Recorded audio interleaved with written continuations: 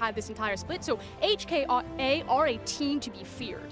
They certainly are, but Fnatic definitely no slouches. As we get to picks and bans, we'll find out what they decide to build their compositions out with. Syndra off the board, followed by Rakan for Fnatic and Kalista on Hong Kong Attitude. Big picks that I'm really looking for are going to be the Ryze. I know Caps has really only gotten his hands on it once. Normally, it is banned in the second rotation, but as I said it, like, nope, get it out of here right out the gate. Yeah, Caps has definitely been able to pull off some pretty nasty things on that. In fact, even when he joined the LCS, he had this insane backdoor play up against G2 eSports that everyone in the ULCS remembers.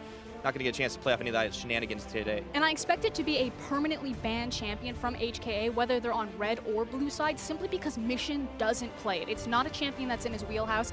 He does have a wider champion pool. He's more likely to go towards like the Kassadins and the Jaces, but Ryze just isn't there. So if Ryze is coming back into power and if he really feels threatened by Caps, this could be a pinch point where Fnatic can lock them down in draft and get a better favorable matchup because HKA are forced to ban this. For Mission, we haven't actually seen him pull a whole lot of variety out just yet throughout their 5 games. He's played Syndra in 4 of them, so maybe we'll see things a little differently with that Syndra banned away. Starting off, we get a Gragas first pick for Fnatic. And that's simply because the Sejuani has been taken away, and she's just been dominating playing so far. We saw her just in the last series, even though, you know, contracts, a couple hit and misses on those ultimates in the end. Sejuani is still just such a powerful champion, but with her off the board, Gragas rises up in priority. Of course, this is going to mean for HKA, they get the chance to lock the AD carry first with Rakan banned. Stock in Xayah goes down just a little bit, so the Tristana is the choice. I don't know if the stock necessarily goes down in Xayah. I'm personally of the favor that I still really love Xayah. I think she pairs up with a lot of good supports. That said, Alistar is still readily available, and Alistar can really throw a wrench in Xayah's day because she is a lower mobility ADC, especially when she doesn't have that ultimate to free her up. That's a good point. Strong, independent bird woman, don't need no man. Let's see if Hong Kong... She trades up. Yeah, she does. Hong Kong Attitude. What are they going to lock in next? You talked about the Kassadin, and that's what they're going to pick. And they believe that they have the best Kassadin in the LMS. Mission feels very confident on this champion. It's one of their most banned domestically. So I'm assuming that Fnatic have scouted HK and know this, and they just think that they can take it. So a lot of pressure on Caps right now, and he's not going to get a lot of assistance to deal with this. Well, Fnatic did have a little bit of a rough time against the Kassadin not too long ago, so maybe Hong Kong Attitude are hoping for a repeat there. The big scary thing, though, is then all of the wave clear does fall into Unified's hands, and if Unified is ever out of position, they don't have that secondary carry to just draw out games, to be able to wave clear freely and create hiatuses there. Yeah, well, we'll see what Unified's able to get done in this game. But for Fnatic, they've locked the Xayah, 15 seconds to keep on going. Do they want to pick a support up here? Seems like it would be the next logical step. It's typically how Fnatic like to structure their drafts as well. They take jungle support and ADC in the top 3 picks. They could go for the mid laner, though, simply because they know it's a Kassadin and just try to get Caps a favorable matchup before that pool starts getting sculpted down. So you've been brushing up on your British English, Frosco. But for I've Hong Kong Attitude... gone medic. Well, for Hong Kong Attitude, they can fill out their top lane here, and Shen might be the choice to protect either of those big carries. A lot of hyper carrying around, so add a little tank into the mix. This is actually a comfort pick for Riris. He's known for his ability to split push, and the team really identifies his strength in recognizing when to push the lane versus when to join the team fight. Naturally, a champion like Shen makes that so much stronger, and this is the big pick that I wanted to see hit the ban board then. If you're going to take the Shen, you need to pinch the Galio. Soaz has been an absolute monster on this champion as well as the Shen, so by prioritizing top lane this high around, I feel like this is HK recognizing, respecting Soaz's power on these 2 picks, and denying him both. Have to go for something a little bit different. Of course, Galio has been pretty much the most popular top laner at this tournament so far. Now the bans start coming into the jungle. The Rek'Sai banned away from Hong Kong Attitude, and it's back over to HK for their final ban. Could just continue to whittle away that jungle pool. I expect it to be for Fnatic, simply because HKA haven't locked in their jungler yet. Okay, last couple seconds tick away, and there's Cho'Gath off the board. Means that Soaz might be forced onto the Maokai. We all know how much he enjoys that champion. Best champion. Totally loves it, right? 18 seconds to go for Fnatic now, and they have one more ban. Do they continue to hit the jungle pool here? I would expect so, unless they just feel confident knowing what God Kwai will reach for in the jungle.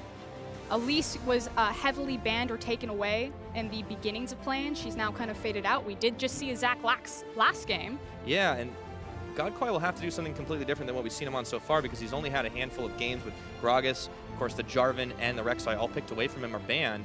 So let's see if they decide to go for something else now, and obviously they need a support.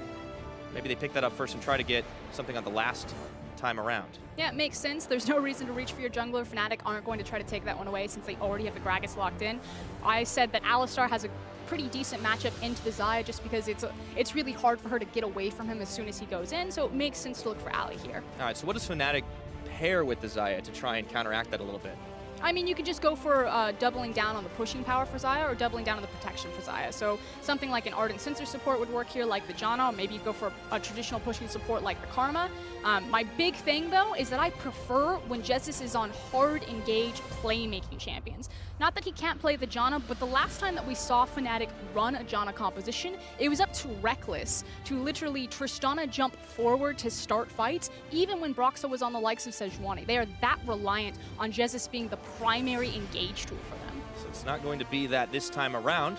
However, they do have some hard engage. You got the Gragas available for Broxah. You have the Maokai. It's a pretty beefy front line to try and wear through. It's not about the access to a hard engage, because I agree with you. You look at Maokai, you look at Gragas, you do not need a hard engage support. You've got that in spades throughout your composition. But again, it's the responsibility that Jesus has to the team. All right, now this is going to be something completely out of left field there with that Ezreal jungle locked in. We were wondering when we would start seeing this one, and with all the junglers, big tanks taken off the board, Godquai's got himself a damaging pick. Okay, I'm very excited. I knew that this was probably going to come up. The team has been practicing a lot, so they are going to feel very comfortable taking the Ezreal jungle, and it makes a lot of sense.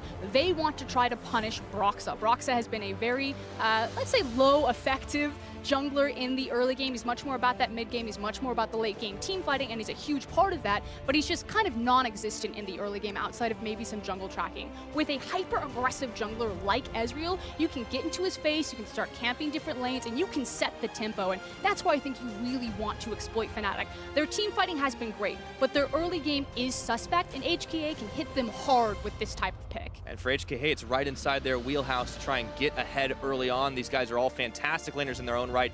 Pretty much been training hard on all of their solo queues, just making themselves a little bit stronger bit by bit by bit, and let's see if it all comes together for the early game. For Hong Kong Attitude, of course, big expectations for this team. They've said they want to be in the top 16. They want to be progressing on to the stage and prove that they are the real deal within the world's environment.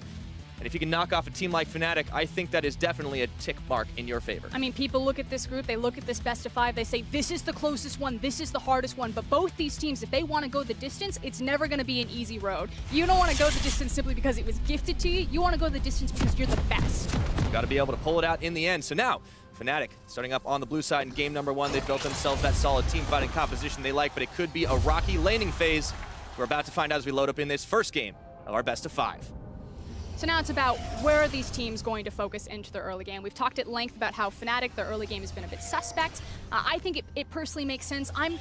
There's kind of two schools of thought here. Either Fnatic simply just don't know how to play an early game, which I don't believe is true, or they recognize kind of what the strong composition is in the meta. You know, tank top, hyper carry that scales up in the bottom lane, and then like a wave clear or, you know, pressure oriented mid lane. And those usually tend to spike around kind of the mid and the late game. So it kind of makes sense that their game would be a bit slower pace. You know, they don't have to play the early game to be successful, especially with how important Baron is to ending games.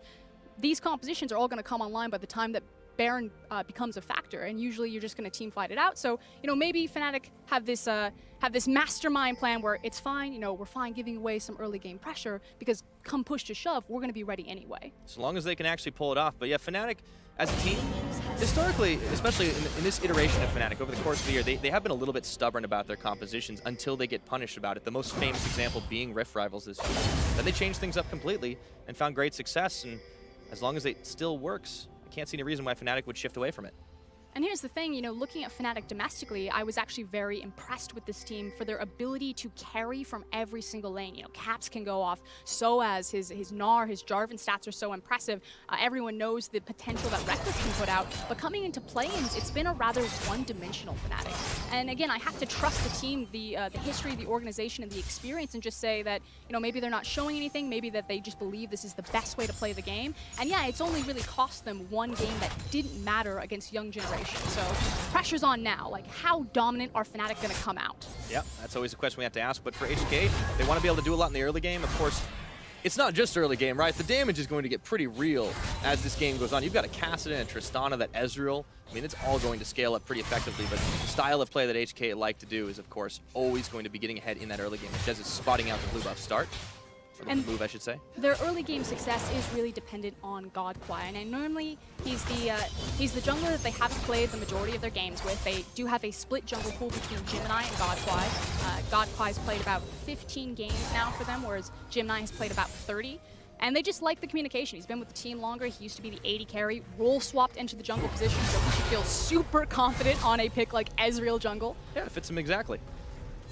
Checking in with how the lanes are all going, of course, it's been pretty steady. We wanted to talk about Broxah setting things up early and what godquai can do to punish him. So far, it's just about the early jungle clear, and it'll be telling where the junglers decide to put their attention first. There's a ton of kill pressure up into the top lane as well as the bottom lane. You want to hit Maokai early if you want to go up there and work in tandem with the CC from Shen. But because you are Ezreal, you do just have ridiculous amounts of damage coming out of the jungle position. So I feel like HKA have more versatile options about how they want to attack the map, and now it's just a matter of where does godquai actually strike. Looks like he's a little bit preoccupied with his chickens. However, Broxah, he's on the Krugs too, so it's going to be a little bit of a slower start there. Yeah, and then on the other side, if Broxah doesn't want to have an impact in the lane phase, he can look mid lane before Kassadin has level 6 and gets a lot of safety there. Or perhaps he does look up into the top lane. Yes, both these tanks are going to be fairly susceptible early before they get their big tanky stats, and he does have the Maokai W to work with. So if it's Fnatic, you're probably looking around the mid and the top lane, whereas HKA can attack mid, top, and bot. Looks like HK might be coming in for that dive. godquai hanging around the side as Caps has been pushed under tower by Mission. So a lot of lanes pushing pretty much across the board right now, but Caps is going to be able to Twin Fang away most of this wave, and not a lot of kill pressure just yet. We're only 4 minutes in. Now, already threatening the dive. It was just a scouting mission, though, placing the ward on the Wolf camp. That said, a lot of junglers, Condi in particular, really like Ezreal jungle for his ability to dive with the arcane shift. And now he's going to pop up top. Ward in the bush, though, so Soaz knows exactly what's up. He's not too worried about being interrupted from the farm. Riris already down to half his health bar, but of course, Broxah is making his way up slowly. They pinged in the area. Not 100% sure if he was going to be there, but still just seems like the laners are going to be having it all to themselves for the time being. Yeah, Broxah is just shadowing underneath Soaz. Soaz wants to get this big wave into the tower. He can get a free back if he wants to, or maybe try to punish Shen a little bit underneath the tower. And he just wants to make sure that he's in the area since his top laner has to be so exposed and overextended outside. Yeah, see the wave pushing back. Riris 1 level disadvantage over to Soaz, but big wave built up. He shouldn't have too much trouble under the tower. You know, he's threatened with his taunt, but Soaz giving him some healthy respect as Broxah hanging out in the bush, hoping that Riris will respond and try to push back out. Meanwhile, down to the bottom, still just a farm game, pretty even on that CS, but Kaiwing wants to change it. In goes Unified, an instant jump up, and they do get a stun onto Reckless. Instant exhaust is on. Unified rooted, pulled back, Reckless ignited. Let's see if he can get the kill. Shield comes up, and Unified's gonna hop back in, insta flash, respect. There we go, back up to the top side of the action. It just keeps on going. Riris, he's got a flash, he might have to use it, but no, he's able to walk away from the danger. Okay, so action across the map. In the end, though, it's the bottom action that I think is more important and prevalent to the game right now. That's three summoners burned from Fnatic. The exhaust, the flash, and the heal. And we talked about the Alistar into Xayah, how teams really favor that matchup. It now makes it that much easier for godquai to say, I'm coming bottom, and we're looking for Reckless. Yeah, now Mission, he wants to get going in onto Caps, and it's not going to happen too much just right now. And speaking of Caps, despite the fact that he's been under pressure more or less constantly throughout this Worlds, he's actually put up some pretty decent numbers in the CS department and not so bad on his KDA. Let's be frank, no one's going to come to help Caps. Fnatic are notorious that they kind of leave their mid laner on an island unless, you know, Broxah happens to be on Raptors while Caps is being dove by 3 people. But despite the fact that this guy's constantly in 3v1, 2v1 scenarios, he has the second highest CS difference at 15, which is just so incredibly impressive and speaks to his ability as a laner. Yeah, well, Caps definitely came in as a pretty hotshot rookie into the European LCS, a long line of them. He was just one more, but he also added some interesting picks, some interesting playstyles. I mentioned earlier about that backdoor that he pulled off on the Rise. The guy's a playmaker, and he can definitely step up in the clutch, and in the lane, he usually doesn't get shut down too hard. And the coolest thing is, while that's spoken a lot as kind of a primary weakness for Fnatic, it can also be a huge strength. If you don't need to constantly be babysitting your mid laner, if he can absorb all of that pressure and all of that attention, and you can gank the top lane, you can give the attention to the bot lane, that just makes Fnatic stronger across the board when they execute on that. It's when they leave Caps out to try, and then they start losing so much pressure and power through the middle of the map, that's when things go sideways. Got to talk about when he starts getting solo killed or when the jungle just keeps making repeat visits. That being said, he is down in the CS versus the Kassadin of Mission. Of course, can't really say the same about this bot lane. Pretty dead on even. Reckless going for the Berserker Grief starts after he was forced out of lane, but we see a swap coming in. Yeah, and that's because they need to get away from this Alistar Tristana. They recognize that they just have a giant target painted on them, so Fnatic are trying to trigger a lane swap. Shin also has the ultimate available, so there's no reason to start fights in the bottom lane. This is a good read from Fnatic. Unfortunately, it's just a little bit too slow to the punch, so tempo advantage to HKA. Yeah, they pick up the first tower, giving themselves a gold lead and extending that out to about 1,500. So I'm still pushing the wave up in the top, and the dual laners are going to be coming in, but Reavers will be able to clear most of that away. That's not massive right now. He's going to be forced under tower just to back away. They're still pushing in the bottom side. Unified and Kai Wing, there's no one there to respond, and Godfly's coming in for the relief effort. Yeah, and it was the question about where Godfly was going to strike. Would he go bottom lane to help Alistar and Tristana continue to push on that inner tower, or would he assist top lane? By going top, they're going to delay this. Oh yeah, Soaz, he's actually going to get the back and push them, and that is going to be first blood over to Soaz. On the dive, it looks like it was instigated by Hong Kong Attitude. Exhaust already burned the flash and the feathers. Sink in for the kill. Meanwhile, down bot though, Kai Wing and Unified continue their push. But globally, it's still an advantage for HKA. They're going to take the inner tower. There's a diminishing creep wave that's just now approached Fnatic up into the top lane, and Kai Wing and Unified should have enough time to push this wave and make their back and then rotate towards the top side. Yeah, they never stop. Fnatic, they're just leaving things open right now as they try to push down on the bottom, and Mission's going to get a back away, and it just seems like Fnatic, a little bit under the gun, decided they just didn't want to push their luck. That was cute for Mission. He teleports back in. That's instant. Wow. Okay, taking another look at this. This is huge, even though Godquai does die to first blood, and that is pretty significant. Ezreal does need to get ahead to really be effective. He has a very expensive build coming out of the jungle. But his death here isn't in vain. They do trade 1-for-1 first blood advantage to Fnatic because they will take down Ezreal first, but they delay the tower push, which buys enough time for the bottom lane. You look at the bottom side of your map right now, Tristana and Alistar are pushing down the inner tower, and again, still global advantage and global gold lead to HKA, and this is what we expect from this team. Their pre-15-minute stats are pretty absurd. Yep, building them up as the time goes, and we talked about how they're going to have a lot of scaling in their favor. It's just that the carries necessarily aren't the ones getting the kills early on, and that's okay right now. They've been able to stabilize quite well. Okay, Brock's getting caught up, and there's Soaz there at his back. A lot of pings flying. Mission wanted to go in, but he realizes he's not going to be solo. And finally, this is now Fnatic having this slightly upper edge in terms of tempo. They reach the tower first, they've got more members rotating over to them, and another creep wave coming in, whereas on the other side, HKA are just about to hit the first tower. Yeah, so this time it trades around back the other way, and I think Fnatic may not have been the most optimal of trades for them earlier on, but they'll be pretty happy with the fact that they've managed to get out of the laning phase, not too scathed, even on the gold game, and of course will change in just a few minutes. Now it's about what they're going to buy with this time. You can see that Reavers is trying to guard the inner tower, but how confident are Fnatic to continue to push? Shot barrage coming out. Mission. There's some waves. He already clipped onto the crab. That's a long-range wave clear.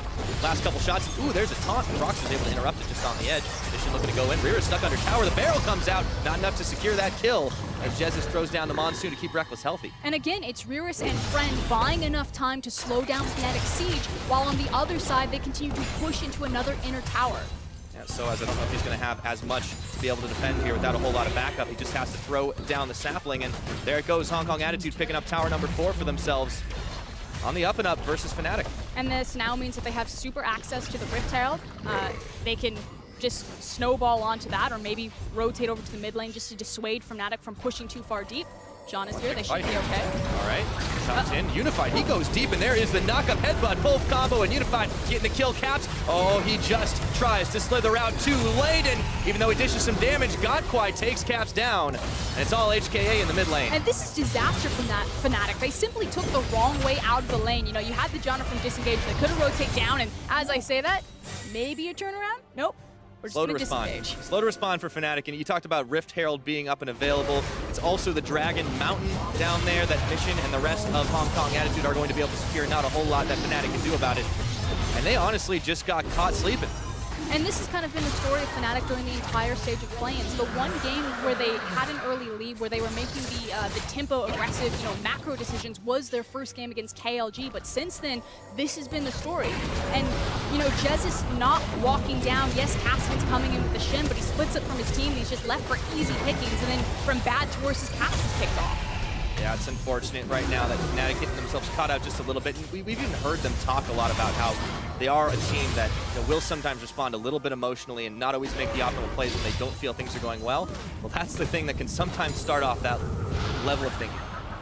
Let's see if Fnatic can make the recovery. We're 12 minutes in, though. It's still a gold lead for Hong Kong Attitude, about 2,000, but now it looks like they're starting to feel a little bit more confident that they can take off individual plays. Soaz does not want any part of mission. And the scary thing is now that the towers have broken down and we're starting to play kind of the 1-3-1 or play around with our lane assignments, that's where HKA's composition gets scary because this accident is a hard person to deal with. And they're hitting the item spikes faster, right? The Rod of Ages completed versus just a couple of components for the Cassiopeia. The Infinity Edge versus what Reckless is bringing is not quite finished up on his Essence Reaver, so we're going to have a fight here around this Rift Herald. Let's see what happens. Mission getting chased on and followed on back, and we'll get bullied out. Godquai look to try and take away the Rift Herald, but not going to happen. Monsoon keeping everybody on the Fnatic side. Healthy as Godquai gets knocked in by the barrel. Flashes away, gets the heal, staying alive, and now Fnatic trying split attention, but they will be able to find Mission as he couldn't Rift Walk fast enough to get out of that one. Rift Herald and a kill.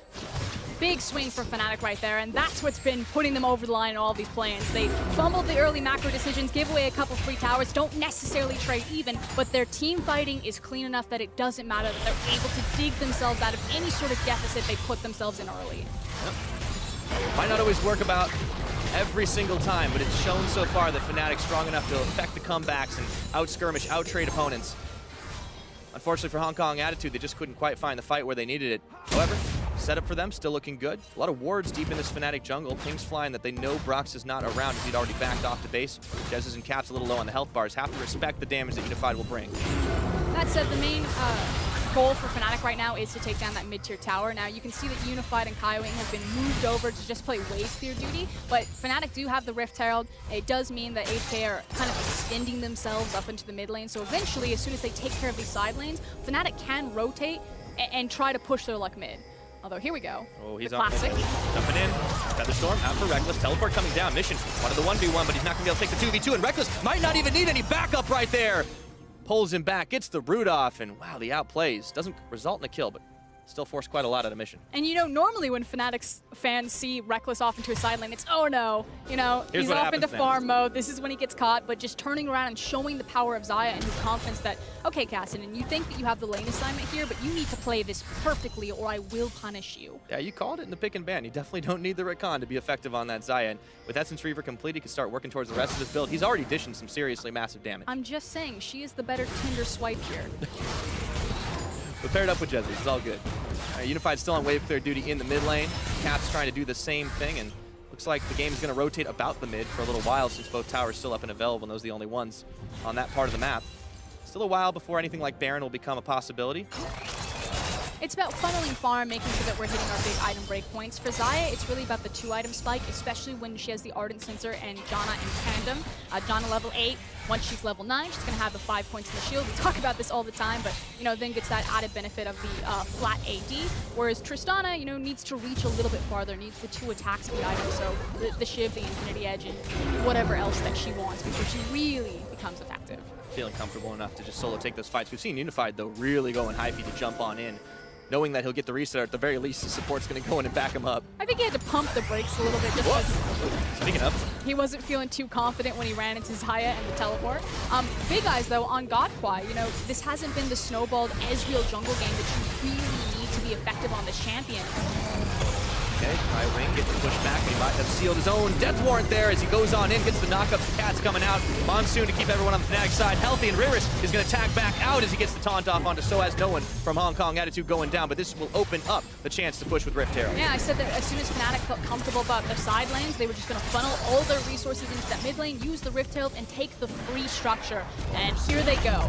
They're now within touching distance of this gold difference between them and HKA. Yeah, Shelly wants to go into round 2, but Godquai Mission trying to push that one back. So Fnatic haven't opened up the map here. Let's see what they end up doing next. Still the gold in favor of Hong Kong Attitude, but that's pretty slim. Yeah, and unfortunately, it kind of feels like the clock strikes midnight on HKA's gold advantages. You know, 15 minutes, they're feeling comfortable, but as soon as it ticks over to 16 to 18 minutes, suddenly they start to slip backwards.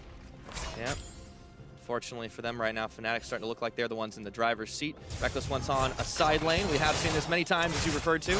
He does need to be careful, though. His team's not pressuring anything underneath him, and he doesn't have a lot of offensive vision pushed into the enemy jungle to extend much farther. So I like the respect that Reckless is showing, though. Just hoovering up some farm, stacking his pockets a little bit, picks himself up a Zeal, but not pushing his luck. Yeah, not going to go too far and too deep without a whole lot of backup. We have seen Fnatic sometimes use them to bait things out there, but not this time around. Reris is actually going to be the one rushing on that side. Of course, on that Shen, pretty much right in his comfort zone. A lot of wards deep here for Hong Kong Attitude, so if anybody from Fnatic decides to go through their bot side jungle, they're going to know all about it. And this is what HKA were unable to execute on in kind of the last big team fight. They weren't able to pull Fnatic apart into these side lanes. Fnatic just saw that Caston and Shin were in a side lane and decided to commit heavily towards the mid lane. So a lot of respect to Alistar and Tristana. They need to be careful because it feels like as soon as Fnatic see Mission and Reris off to the side, they're just going to steamroll over mid. Yeah, quick decision making. Of course, they turn their way towards the Cloud Drake. An easy peasy pickup for this Fnatic team, so they'll be a little bit more quick to try and move around the map now. Back to mid they go to try and control that and not let Hong Kong Attitude have the inside tack. Still a lot of vision deep in those jungles, down in that bottom lane, but there's nothing they can really do with it at the moment. It also makes sense that HKA would just give away the Cloud Dragon. They didn't have vision control of that area anyway. It's just a Cloud, and they're not feeling comfortable in terms of their item break points and feeling strong right now. So it's about the next Dragon.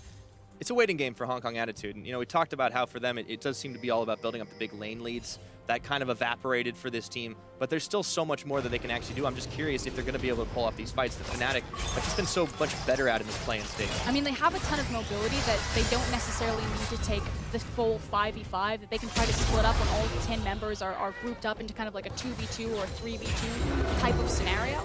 But the guy to watch is really unified. The amount of damage and his damage share for this team is just absolutely ridiculous. And on a pick like Tristana, he's certainly armed to do so. It's just that he's now looking down the barrel of someone like Reckless. Normally, we talk about that high damage share that Unified has as a result of the fact that that Godquai doesn't actually do nearly as much of it as his jungle counterparts. But now he's on an Ezreal. Now he's on this type of champion that's going to be able to dish out a lot of damage. So I'd be curious to see his numbers after this game, because if they match up, that's a problem. I mean, he's certainly going to be putting out more damage than usual simply because it's a poke champion versus kind of an all-in engaged tank. That said, he's still not feeling super confident. He's starting to create a little bit of space between him and Gragas, but he's been sitting on a Sheen for what feels like forever. Yeah, he really needs that IH to try and get things going here. Still a little while before. Force? Trinity Force, yeah, sorry. That other item, the other item that does a lot of I trusted you. I was just going to take that. I was like, yeah, the Infinity Edge on Ezreal. No, it should I mean, that would do a lot of damage, admittedly. The Trinity Force into Duskblade. I mix those up all the time, apparently. They're very expensive swords. They are definitely. Well, one is 3 swords. That's where I really messed up, because I didn't think about that. But the Baron is going to be up in about 10 seconds. Now, I don't think that's going to be taken right away, but you can see that Fnatic are setting up vision for it already.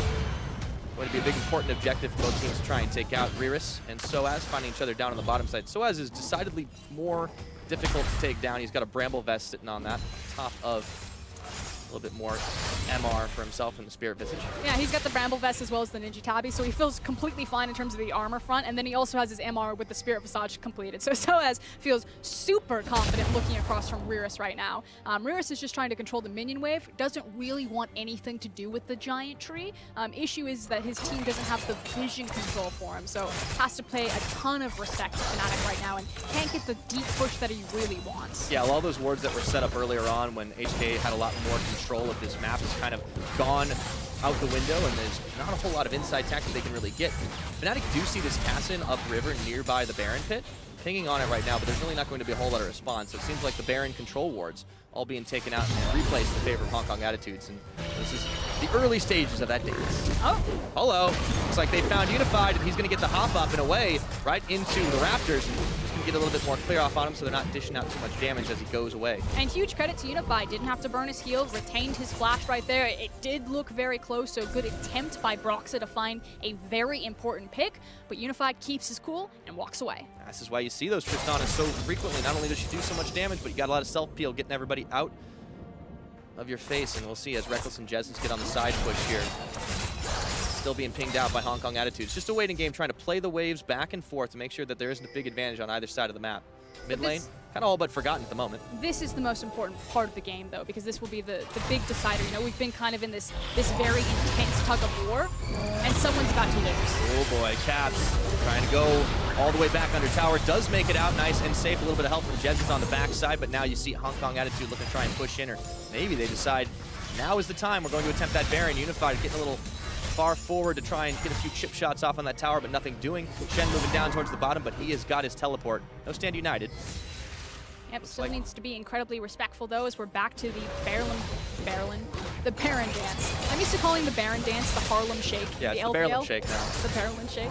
I feel like this is more of a tango though. It feels a bit more graceful. This is a bit more of the European style of Baron dance that we're definitely a little more used to seeing. A little back and forth, and then eventually someone just throws the Baron.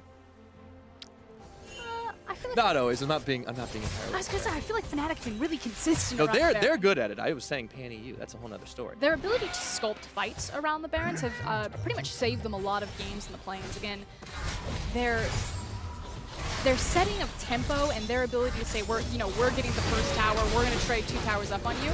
They've pretty much fallen flat on their face throughout the plains group stage, but it just comes to that one Baron fight where Fnatic have the perfect vision set up, where Jessica gets the perfect flank, and then Broxa follows up, and they don't disengage, they keep going forward. Fnatic suddenly close the bear trap on you and rotate into a Baron or rotating into an Infernal Drake.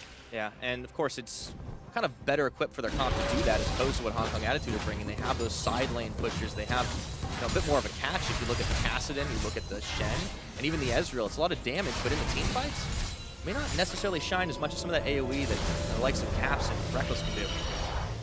I mean, there's certainly a ton of damage on both the compositions. They're well balanced. They've got multiple damage threats, great tanks. Solid scaling, too. You've pointed out, though, that HK do have the added benefit that they can try to manipulate more of these side lanes. Cassiopeia, she's not going to be in the same safety net when she's playing the side lane. That's why Reckless has really been picking up a lot of that side lane farm and a lot of that side lane responsibility. But this is where they're comfortable fighting, right? The 2-item spike you were talking about on the Xayah, that's of course completed. We're still waiting to see the Tristana get it to the 3. And Fnatic, they're now deciding to grab a little bit of extra easier objectives. The Ocean Drake on the board should be a pretty simple take for them because there's not a whole lot of response where Hong Kong Attitude are on the map right now. Still focusing on those side lanes. The Kassadin pushing up top, the Shen pushing down on bottom. And it's focusing on the farm. Again, it's HK recognizing that, hey, we're not strong enough. We don't feel 100% confident right now that we could just dominate these 5v5s. We're still waiting on one more item from Tristana, so let them have the Ocean Drake. Yeah, let them have it for now. Of course, we haven't seen the more explosive Infernal Drakes that have pretty much been in just about every game. I think there was like twice as many Infernal takes as any other dragon so far in this tournament. Something like 30. Made them really, really explosive fights happening, but now at 25 minutes, it's not one to be found, and even the next dragon's going to be the Mountain. But the fact that this mid lane tower is still standing at 24 minutes is a big problem for HK. It means that they're having a harder time kind of blitzing in their deep vision on either the blue or red side jungle. Looking to change their fortunes right here, but Caps is still there to defense. Unify gets the turnaround. Doesn't look into the petrifying gaze. With the Janus shield, they're able to save the tower mid for now. Fnatic instantly mobilizing for the defense. Hong Kong Attitude, they want that tower real bad, but they're going to have to earn it. Looking for Broxa. Kaiwing goes in with the knockup. Static shift, AoE damage. Missions wanted to find an in, and True Shot Barrage is going to peg Caps, but not enough to take him out. And looking down bottom, you could see that Reris actually disengaged from Maokai. He's now recently stepped back forward to try to keep him locked down, so HK may be feeling confident enough that they don't need to pull their Shin, that they can actually just win in the 4v4 right now or get what they want, but everyone is going to disengage. Yeah, pressure still on for Fnatic, trying to save this mid tower. Hong Kong Attitude still hanging around the Baron pit, controlling all that vision. Fnatic would have to, of course, go in there to try and stop him out. Mission, he's still on a mission up towards the top side to keep the waves of pushing, but the dance continues back and forth. The fact that Mission's got to bounce between both mid and top lane, though, and Caps is able to keep CS with him, pretty impressive. Been able to do it pretty consistently. Well, we talked about the CSD of 15. Throughout the rest of the game, it's pretty good, too. Caps is definitely not slouched on most champions. And he is getting more support now that the lanes have broken. You know, it is Broxa and Jezis standing behind him, making sure that they can't break that mid lane tower. But just to re-emphasize, it is so important that Fnatic still have that standing, and it's what's denied HK a lot of their ability to exploit their 1-3-1, because they can't get deeper vision in the jungle because mid lane still stands. Yeah, that's the difficult part right now. So for Hong Kong Attitude, still frustrating to try and break into that mid side. And now we start to see them gathering a little bit more of their vision, once again poking into the jungle of Fnatic on both the bottom and the top sides. And there's that 3-item power spike for the Tristana. Is this where they start forcing out the Baron? So I would expect that they're going to feel more comfortable. They also have the completed Trinity Force on Ezreal jungle. You still are looking for kind of the 3 items for easy. Probably going to be the Dustblade coming in next. That said, we're also very close for the Infinity Edge for Reckless. Yeah, that's going to start turning things around pretty well, too. And 2-item power spike on the Xayah, he's still been dishing damage. But otherwise, I feel like both teams have been, pretty respectful, just kind of gentleman's agreement. We're going to farm, we're going to get our items. We'll see it in the 5v5. And now it's coming on to that time of the game. Yeah, you can see both teams getting a little bit more trigger happy, trying to go in on each other and see if they can get a quick pick to try and turn a fight in their favor.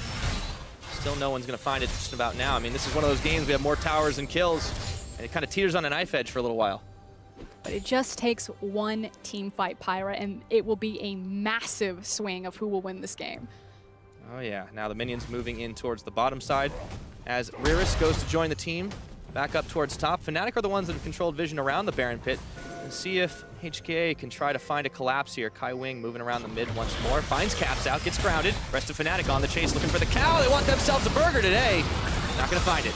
And frankly, it should be HKA that are looking for the plays at that moment. You know, it's them who have priority over the mid lane. They've got the Shin rotating first. He's going to get to fights faster because he has the Stand United, but constantly it's Fnatic. Oh! And they found a catch right on top of the Ezreal Shen Shield coming in, but Godquai is going to get deleted before he can do it, and Fnatic instantly pinging onto the Baron. Let's see if they're going to be able to secure that one down. Without the smite, HKA will have to distract. Which means that HKA have to fight and try to force them off the Baron. There is no option to look for a smite steal here. Yeah, no vision for them thanks to the control ward denying the red that they've already got inside, but a teleport is coming down right now. We'll see if Fnatic can secure this one up right quick. No Mountain Drake for them, but still plenty of damage. Reaver's coming in. It looks like that's going to get secured as they got the zone out onto Mission. Fnatic clean take on the Baron and looking for more as they go for Mission, who tries to jump over the wall, gets the blast going express, but he is on the wrong side of that mid tower. Really regretting the fact that they haven't been able to pick it up. He rift walks over into the pit. He should be out home and to safety, but it is a clean Baron pickup from Fnatic. And like I said, it just comes down to one team fight that's massively going to swing this game in the other direction. Yes, indeed. So, for Fnatic, with the Baron-empowered minions, making it even harder for HKA to push into this mid.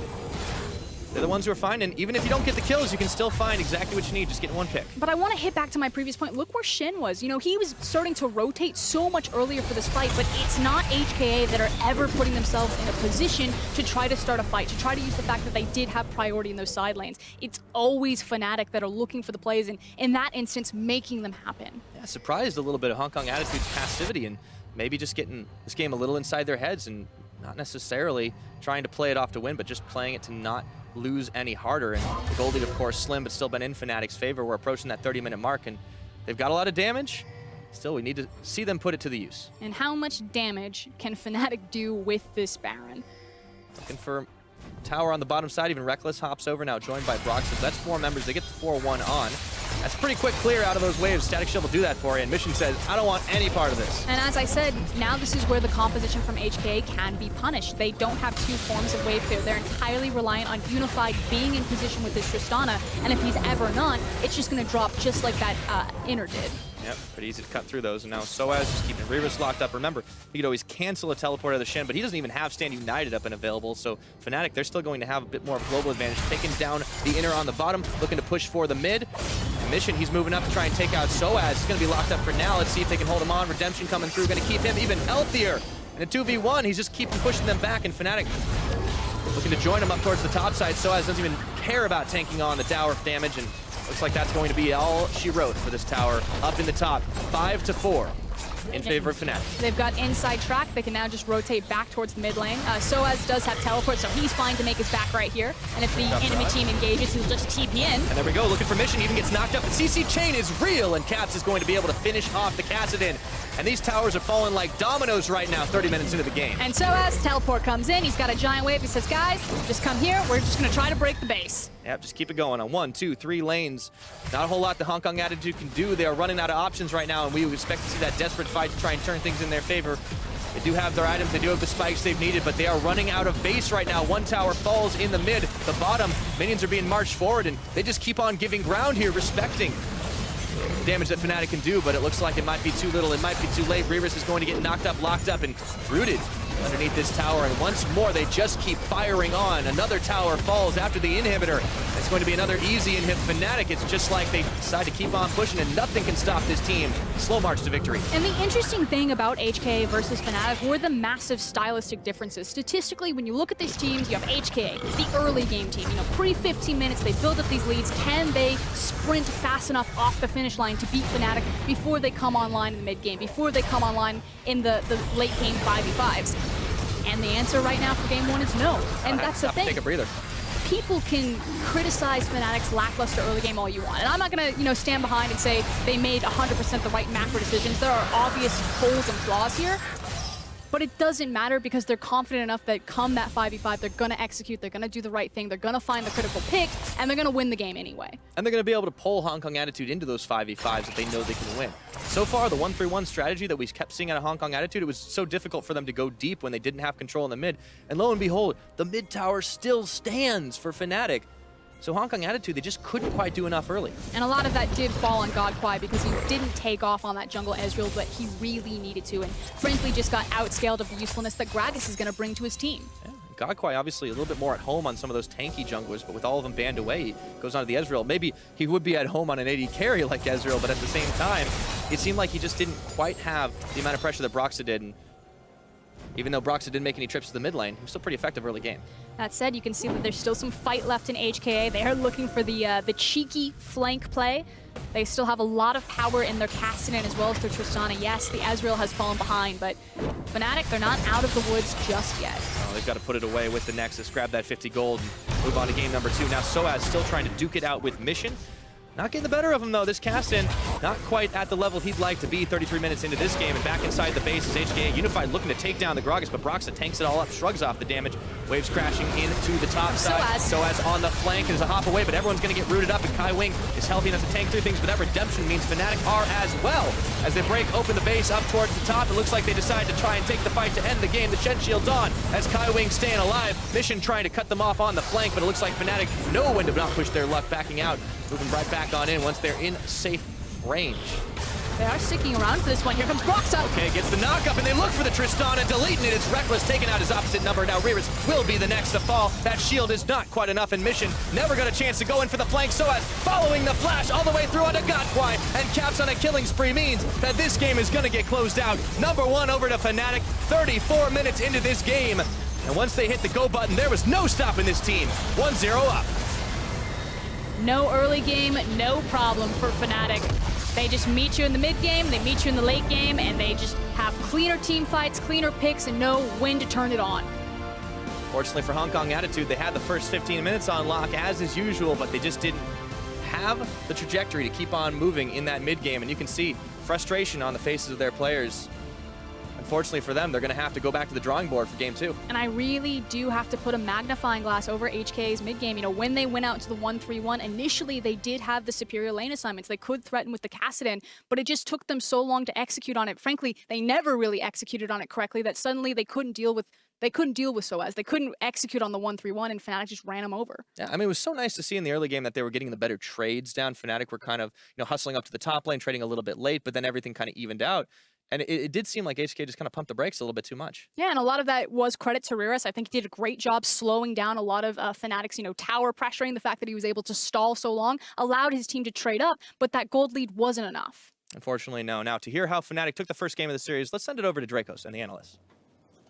Thank you very much, Pyre. Before we get into the meat of the game, I think it's best for us to start back in the pick and ban phase, because we did have some question marks on the side of Fnatic. I'll be the first to say it. The second Cassidy gets locked in and I don't see a Lucian, I get scared. Not that it's the only option. I just get worried, man. I was sitting there being like, come on, Caps, this is like an easy matchup for you. But HK, they're throwing out the challenge. They're basically saying, you know what? I don't think you can play Lucian. I'm pretty confident that you're not going to bring it out. And they called his bluff and it worked out. Yeah, that's what was surprising to me is you take a first pick Cassidy only banning out a Rise. There's so many things that can potentially be taken into it. They take the Cassio, and surprisingly, he actually loses that matchup pretty hard. He was down 10, 15 CS around the 10, 15 minute mark, so really not a great look at the start for Caps, though he is going to end up bouncing back. And when we look at this game, of course, it did feel very much like a macro game for the vast majority of it. Teams rotating around, looking to trade towers back and forth. Exactly. And it felt like HKA were pretty comfortably in the lead, then passed it back to Fnatic. It was sort of all over the place. I felt like what we saw was an initial lane dominance coming out from the side of HKA. You could see CS advantages all across the board from them, and it was what we were talking about earlier, where a lot of their leads have come from their laning prowess. Unified stepped up massively against Reckless and Jezz down in the bottom lane. It was in part thanks to the matchup, of course, but the fact that they were able to push them out, even force Fnatic into this swap, just goes to show the strength of their individual laners. The problem was, Fnatic, they have a little bit more experience of moving around the map, and often they did have that tempo advantage, and they slowly and to be fair, their experience, I think they over-trusted it once or For sure, twice. yeah, They made a 100%. misjudgment there, When too, we but- take a look at our first replay here, you can see that ultimately that experience sort of counted against them because they did not respect the potential collapse. And there's a lot of global tools here on the side of HKA. They were just pushing bot lane. Fnatic was, rotated mid, tried to get there first, but a Shen Caston did a good job cutting off the escape, forced Jesus into the mid lane where the top side of HKA was collapsing. They get a couple of kills. They were not actually able to break that mid turret there, which ends up being a huge problem for them because it took them forever to try and get any pressure down around there. And then their 1-3-1 basically fell apart because they never could push in deep enough into Fnatic's side. All right, we talked about this a lot, but I think we have to hit it again. HKA, why are they struggling to close this out? Because after that play, it felt like they should be in absolute control, but you're right, nothing happened for so long in the game. The reason why I think this exists is because Godquai needs to be their facilitator. I think that he's one of the big engagers. I think that when we saw the most success out of him was he was on picks like Jarvan specifically. And what we're seeing now is he's on a jungle Ezreal. The only real good way you can start off a team fight or any kind of proactive play is maybe you get a flanking Shen or a flanking Alistar, and then you use the Shen as a follow-up, but you've got an Ezreal jungle, you've got a cast in mid, and you've got a Tristana already. These aren't engaged champions. They can't start things for you. And because there was no proactivity from the support or the top, it ended up just being this standstill where Fnatic just slowly crept up with their vision and pressure and playmaking that HKA didn't really have any answers. I think that's the big thing for me, too, is just that there was a time where you saw the Caston go bot lane, tries to hop onto Reckless. He gets chunked out, and it felt like after that, Caston just got really, really passive and would just resort to going to the top lane, pushing that wave out, and then kind of roaming mid, but not committing to it. When you have double teleport, Caston, Shen, you have a lot of tools to make plays on the solo lane down the bot side. Go attack the enemy top laner, that Maokai. If you get a kill, after already taking the 2 outer turrets, you can potentially get a mid inhib, or a bot inhib, excuse me, if you actually turn that play, but they almost never looked for it after that point. And while it relatively was not a high-pace, high-action game, when Fnatic finally found an opportunity, they were the ones who took control back. And as we take a look at this next replay, brought to you by Acer Predator, we can see that, hey, Caps may have suffered early game, but you give this man a shot, he is going to take it. And it's just them wandering through the jungle. They find an Ezreal who's not respecting the fact that Fnatic are pushing at mid. Even through the Shen ultimate, it's not enough. And the Miasma really just locking down the mobility that you do have on Ez, which allows Fnatic to very quickly translate over to the Baron.